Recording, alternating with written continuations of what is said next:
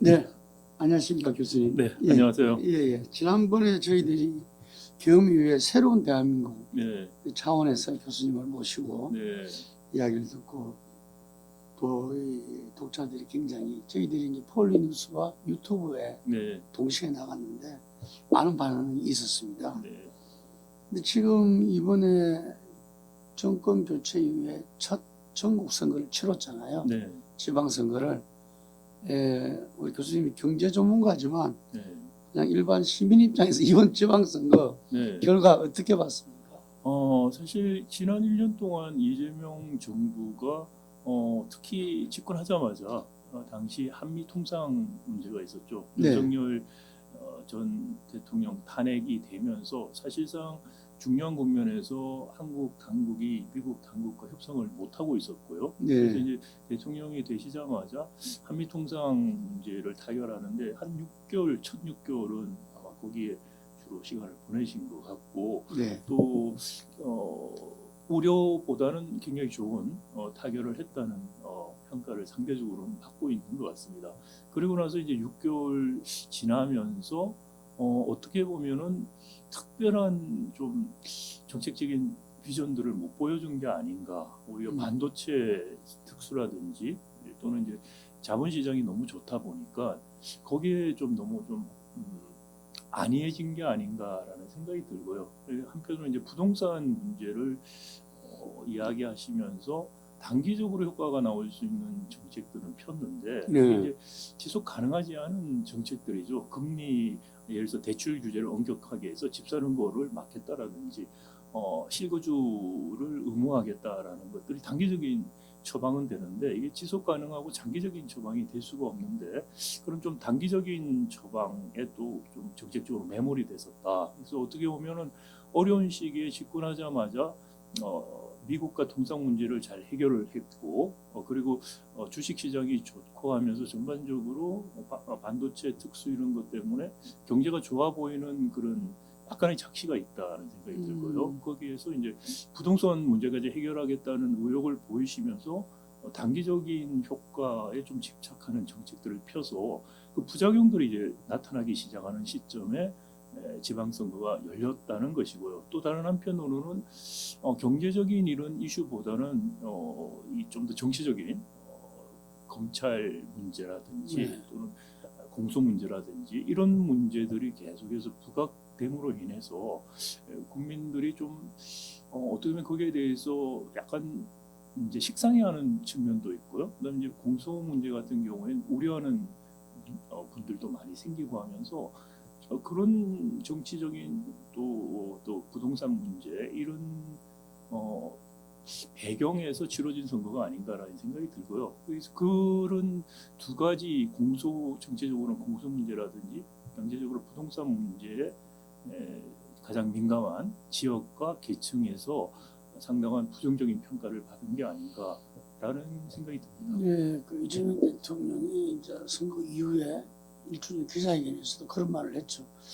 이길 수 또 이겨야 되는 선거를 쳤다. 그래서 성공은 아니다.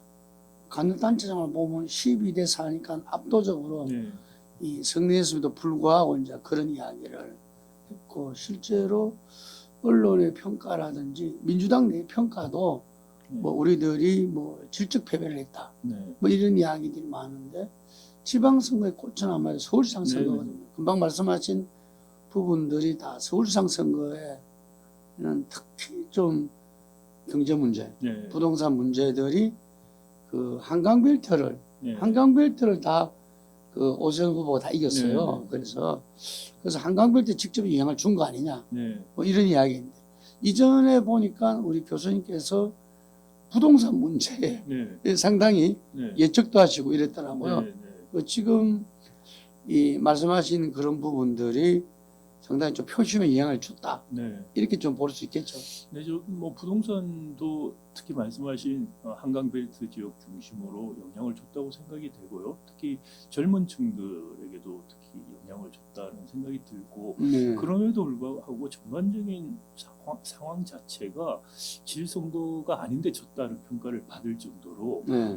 전반적인 그런 악재가 있었음에도 불구하고 좋지 않을 가능성이 높은 선거였다고 저도 개인적인 생각이 드는데 네. 그 이유 중에 하나가 이재명 정부 자체가 한미통상협상 이후에 한 6개월 정도 어떻게 보면은 뚜렷한 비전을 제시를 못했다는 말씀을 드렸는데 그게 특히 서울시장 선거에 그대로 나온 게 아닌가 싶습니다. 이게 민주당 후보였던 정원호 후보 같은 경우에 사실 공약이 뭔지 뭘 하겠다는 건지에 대해서 대부분들이 정보도 못 받고 또 이런 토론이나 이런 데 매우 소극적으로 임하는 자세들을 보여줌으로 인해서 지금 좀 잘 되고 있는 거를 분위기를 타서 부자몬도심에서 선거를 이긴다는 굉장히 안이한 전략이 아니었는가라는 생각이 한편이 들어요. 그래서 그게 말씀드린 것처럼 정권 차원에서도 경제적인 문제라든지 전반적인 문제에 대해서 지금 뭔가 좀 한미통상협상 이후에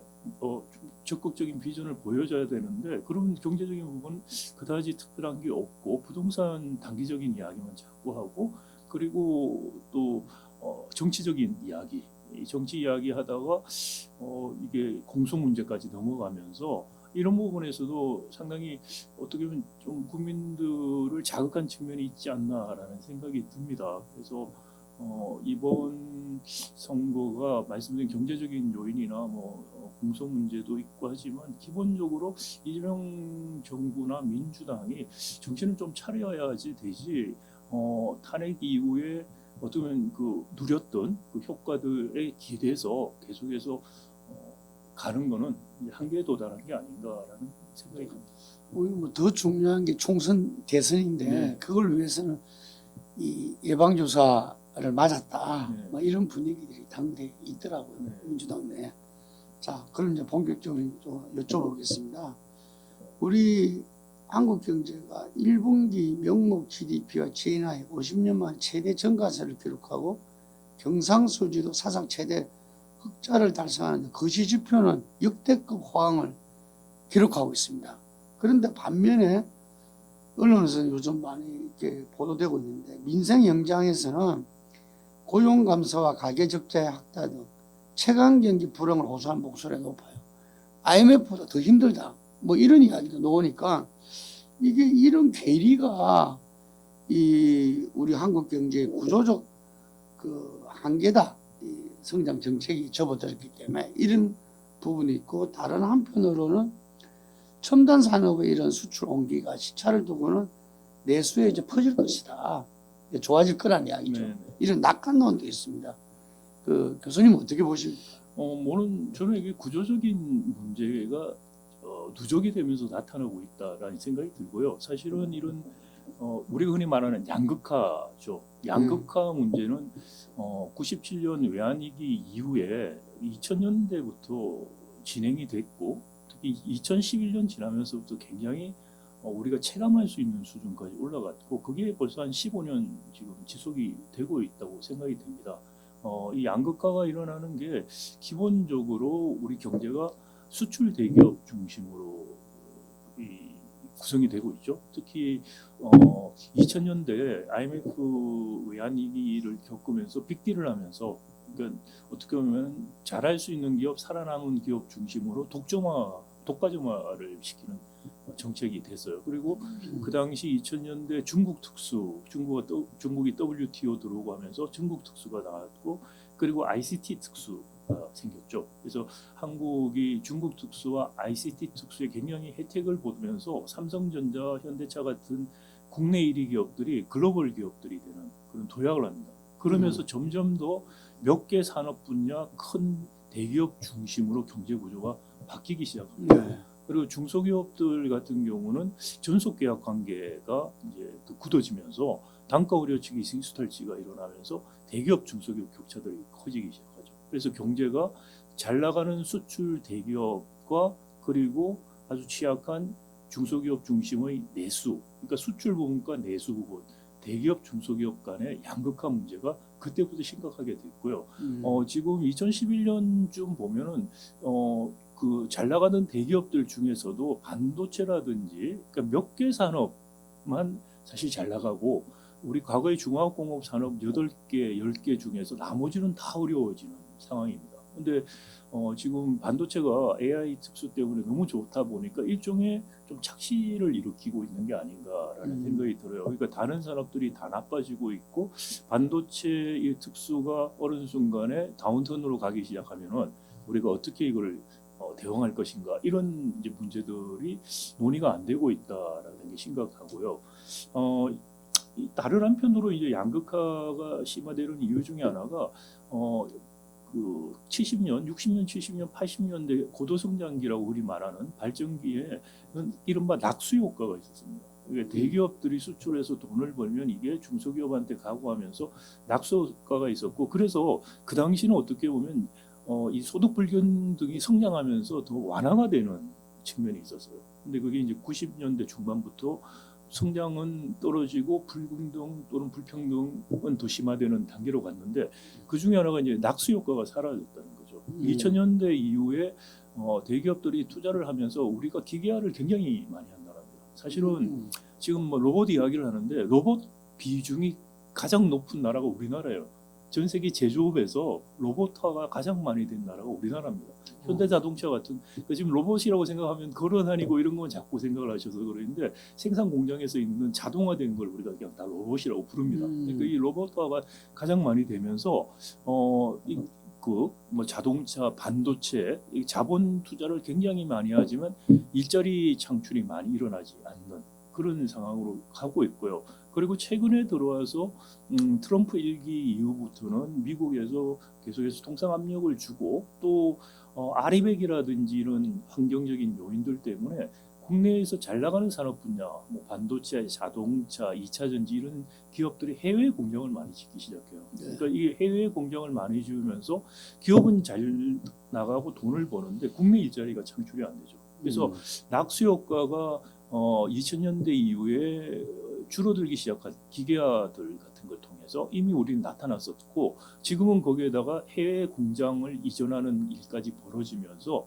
더더구나 첨단 산업 수출 잘 돼서 잘 되는 부분이 국내 내수에 전달이 되는 그런 연계고리가 끊어졌다. 이것을 뭐 잘 될 거라고 지금 말씀하시는 분들은 너무나 상상 속에서 뭐라고 할까요? 너무나 지나친 낙관주의에 빠져 있고요. 제가 지금 가장 우려되는 게 이재명 정부의 경제팀이 매우 낙관론에 지금 잡혀 있다는 거예요. 그러니까 이게 뭐 낙관적인 시나리오가 될 수도 있고요. 그다음에 또 비관적이거나 다른 시나리오가 될 수 있으면 경제 정책을 하는 분들은 거기에 대해서 여러 가지 컨틴전트 플랜들을 갖고 있어야 됩니다. 그리고 중심을 잡아줘야 되는데 정책실장 같은 분이 나서서 굉장히 극단적인 낙관론을 계속 피력을 하시고 대통령 거기에 맞장구를 치고 하는 현상들이 벌어지고 있는데 제가 보기 정책적인 측면에서 볼 때 매우 위험한 지금 포지션을 지금 가진 게 아닌가. 지금 말씀하신 온기가 퍼질 것이다라는 것도 아무런 근거가 없는 이야기를 하고 있다는 거고요. 그다음에 이거를 뭐 수치를 하나를 제가 설명을 드리면 삼성 반도체 공장이 있는 기흥 있죠. 네. 경기도 기흥하고 기흥의 진위계수 불평등을 나타내는 소득 불평등을 나타내는 진위계수를 2025년에 경기연구원에서 발표를 했는데 0.381로 나왔어요. 이게 0에서 1 사이 값을 가지는데 1에 가까워지면 불평등이 높다는 의미가 됩니다. 근데 우리 전국 평균이 0.301입니다. 0.369입니다. 그러니까 전국 평균보다 기흥이 더 불평등도가 높아요. 그러니까 반도체 공장에서 지금 뭐 잘 돼서 돈을 많이 번다 그러는데 그러면 그게 예를 들어서 중소기업 또는 내수를 하는 자영업에 돈이 돌아서 퍼져서 잘 되면은 진위계수가 당연히 더 낮아져야겠죠. 네. 그런데 전국보다 불평등도가 높아요. 그건 내수로 돈이 안 돈다는 이야기가 되고요. 또 하나는 동두천 같은 경우에 지금 상당히 어렵죠. 미군 기지 나가고 해서 동두천 같은 경우에 진위계수가 0.301 굉장히 낮아요. 이건 무슨 말이냐면은 잘 되는 지역은 양극화가 오히려 더 심하고 못 사는 지역은 다 같이 못 사는 지역이 되고 있다. 그러니까 지역적인 양극화, 수도권과 지방 사이의 양극화도 굉장히 심해지고 있고요. 네. 그리고 이 자산 양극화가 굉장히 심하죠. 지금 소득 양극화에서 최근에는 이제 자산 양극화, 부동산 그리고 지금 주식 금융자산 이런 양극화들이 굉장히 심해지는데 생각을 해보시면은 이번에 예를 들어서 삼성전자나 SK하이닉스 직원들이 보너스를 많이 받았어요. 네. 그러면 이분들이 그걸로 뭘 하겠습니까? 주식에 돈을 넣거나 아니면 주식에서 돈 번 것까지 합쳐가지고 또 부동산. 거기서 집을 사겠죠. 네. 지금 대출 규제하고 해서 집값을 떨어뜨리기 위해서 인위적인 정책을 하니까 현금 부자만 집을 살 수 있고 부모가 부자인 사람만 집을 살 수 있게 만들어 주는 거예요. 그러니까 많은 젊은 사람들이 거기에 대해서 분노를 하게 되는 건데 그런 정책으로 집값을 잡겠다고 하는 정책을 쓰고 있다는 게 정말 잘못된 정책을 쓰고 있는데도 불구하고 청와대 경제팀에서 그걸 인식을 못하는 것 같다. 대출 규제로 대출 하면서 규제하고 또 자가를 하는 실거주를 하다 보니까 전세 같은 거 없어지고 이런 문제들이 생기죠. 그래서 집값을 인위적으로 낮춰줘도 일반적인 사람들은 대출 규제라든지 이런 것 때문에 집을 살 수가 없어요. 그리고 이제 전세도 없고 하니까 자꾸 경제적인 부담은 커지고 그걸 살 수 있는 사람이 누구냐?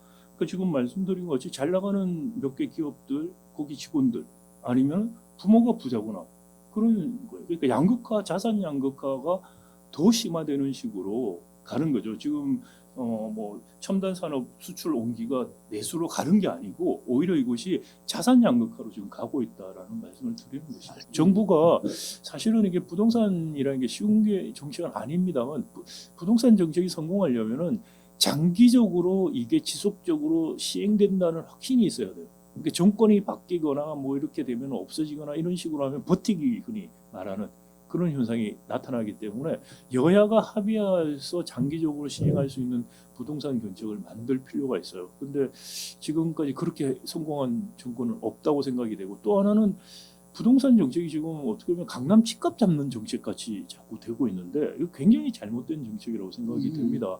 강남 집값 잡는 게 정책의 목표가 돼서 되는 게 아니고 부동산이라는 게 사실 불로소득을 엄청나게 유발을 하죠. 예를 들어서 우리가 흔히 말하는 경제학에서 그 정당화되지 않는 초과이익 그걸 렌트라고 부릅니다. 그러니까 이 초과이익이 부동산에서 생기는 거는 왜 그러냐면 부동산 위치 때문에 그렇습니다.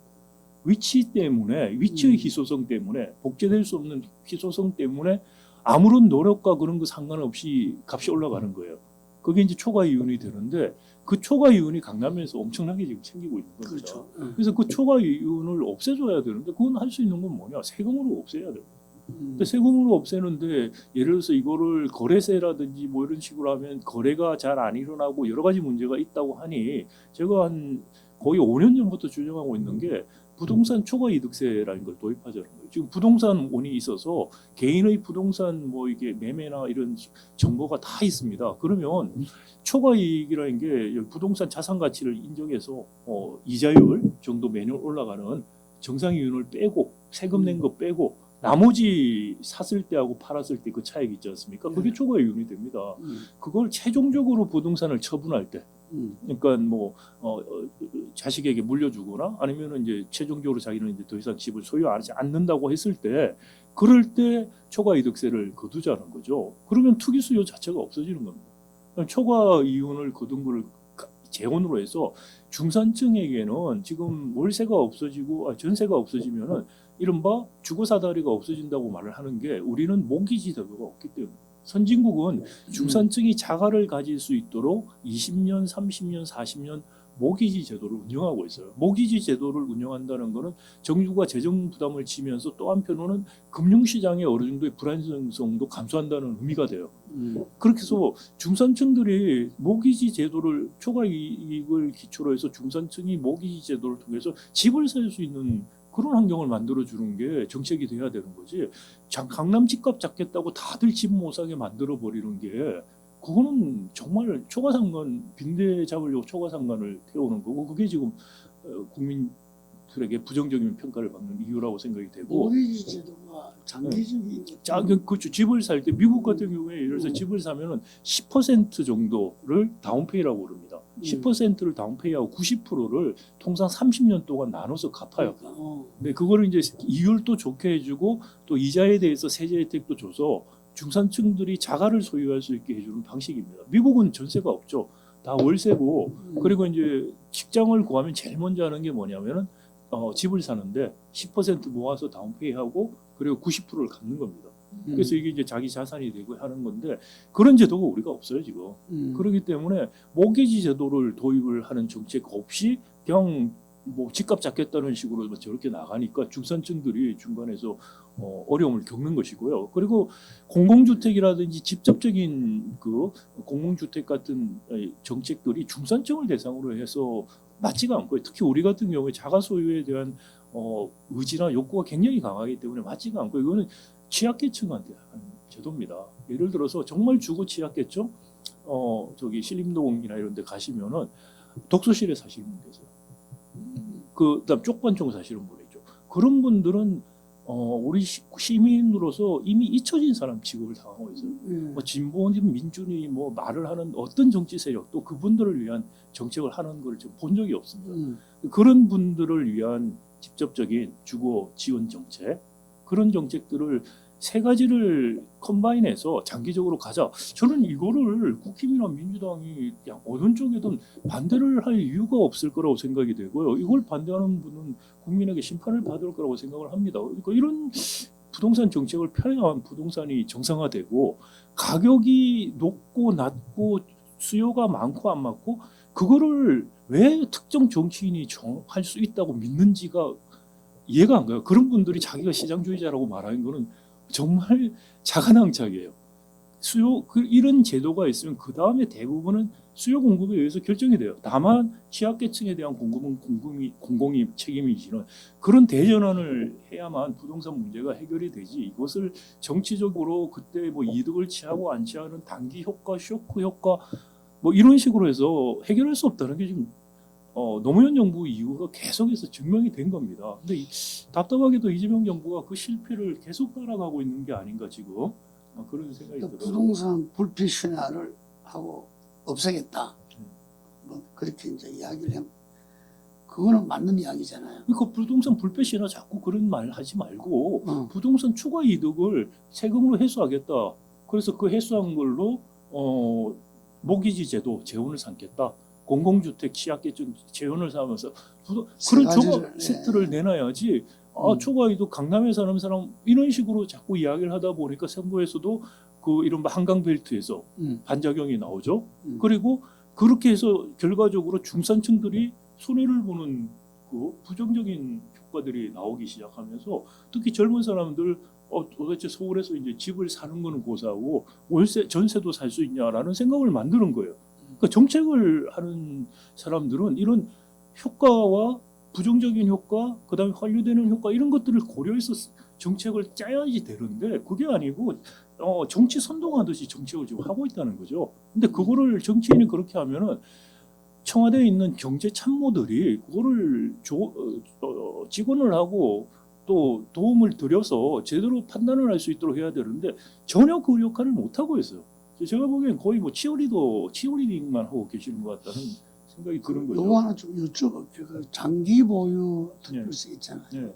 그 부분이 유예를 가지고서 어쩐다 저쩐다 부분들도 상당히 악영향을 미쳤다 이러거든요. 그건 어떻게 보십니까? 그게 이제 당연히 그 뭐 장기 보유 그 특혜를 많이 주는 거니까 그걸 없애겠다고 하니까 또 반발이 있으니까 또 뭐 선거 영향을 줄까봐 왔다 갔다 한 거지 않습니까? 그렇죠. 그러니까 그렇게 뭐 디테일한 여러 가지 정책들을 하다 보면 앞뒤도 안 맞고 이해관계자들 발목이 다 잡혀요. 그러니까 제가 말씀드린 것처럼 다 필요 없다는 거예요. 부동산 초과 이득세만 도입하면은 그러면 사실 지금 뭐 종부세부터 뭐 여러 가지 세금도 필요 없어요.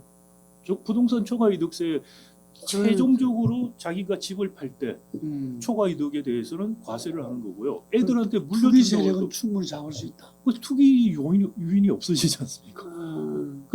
그렇지만 강남에 주거 환경이 좋아서 살고 싶어 하시는 분들 많이 있죠. 그럼 거기서 정말 그 주거 환경에서 자기가 누리고 사시라는 거예요. 그런데 그게 아니고 그것도 누리고 평생 아무리 일을 해도 벌 수 없는 돈을 벌 수 있고 하는 그것 때문에 투기가 생기는 거예요. 그 부분을 없애는 근본적인 거는 단순한 세제 정책으로 하면 되지. 이거를 뭐 했다가 예외를 만들었다 줬다 안 줬다 이런 식으로 하다 보니까 정책의 일관성도 없어지고 신뢰성도 없어지고 정치 바람을 탄다는 거죠. 그래서 여야가 합의해서 장기적으로 우리가 부동산 문제 이렇게 풀자는 거를 그걸 입법하는 노력을 해야 된다. 그 말씀 꼭 드리고 잘 싶습니다. 알겠습니다. 이재명 대통령이 이런 이야기 과정에서 전세 감소는 정상화 과정이다. 이런 언급을 해가지고 이게 대해서도 논란이 많았어요. 무슨 정상화라는 건지 제가 네. 이해가 안 가는데, 그러니까 정상화 과정이라고 말씀을 하시려면은 모기지 제도 같은 대안을 내놓고 이야기를 해야 돼요. 그러니까 그럼 지금같이 정상화가 아니고 이 상황에서는 당연히 없어지는 거죠. 근데 정상화라는 게 아니고 없어지는 건데, 정상화가 되려면은 대안으로 모기지 제도로 우리가 가는, 그게 이제 정상화라고 말씀을 하셔야 되는데, 그런 대안 없이 없어지는 게 정상화다. 이거를 대통령이 이런 말씀을 하도록 옆에서 코치한 경제 참모들은 저는 경질돼야 된다고 생각이 듭니다. 그래 교수님이 이제 이야기하는 게 상당히 아까도 이야기했지만 자산 격차 아주 강조해서 이야기했고, 이번 선거에서도 부동산 계급 투표가 나타났다라는 지적도 있잖아요. 그래서 오랫동안 이제 경고해 오신 게 경쟁력 집중과 경제력 집중과 이 자산 양극화가 민주주의를 위협하는 메커니즘이 될 것이다. 뭐 지금 이런 걸 갖다가 경고해 오셨어요. 지금 어떻습니까 이게? 그대로 드러나고 있다고. 지금 그 길로 가는 게 아닌가라는 생각이 들고요. 그러니까 이게 사실 민주주의하고 시장 경제는 그 다원주의에 기초하고 있지 않습니까? 다원주의 플루러리즘이 있고, 그 다양한 이해를 가지고 있는 사람들이 경쟁을 통해서, 그리고 그 경쟁을 통해서 가장 좋은 선택이 이루어질 수 있도록 한다는 게 기본적으로 민주주의나 시장 경제가 갖고 있는 이념적인 백그라운드예요. 그런데 집중이 일어나고 있다, 이런 이야기는 다원주의가 없어지고 있다는 거죠.